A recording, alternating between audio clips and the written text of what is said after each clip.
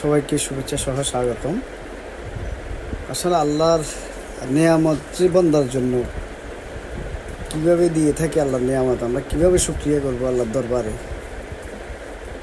সবসময় আমরা শুকরিয়া করতে থাকি আল্লাহর দরবারে।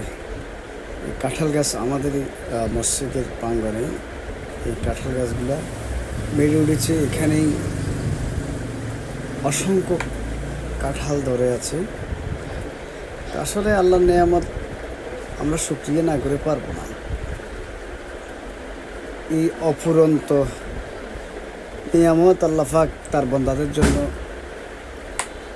দিয়ে রেখেছেন। এই সুস্বাদু কাঁঠালগুলো অনেক সুস্বাদু। আসলে আমি আপনাদেরকে দেখাবো বলেই ভিডিওটা করে রাখা। যে কোনো চলার পথে, হাঁটার পথে সবসময় আল্লাহকে স্মরণ করুন, আল্লাহর নেয়ামতকে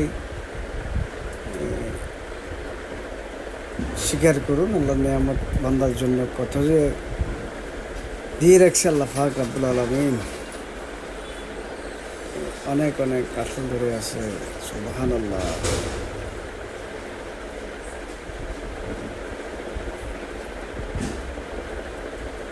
সবাইকে ধন্যবাদ, ভালো থাকবেন।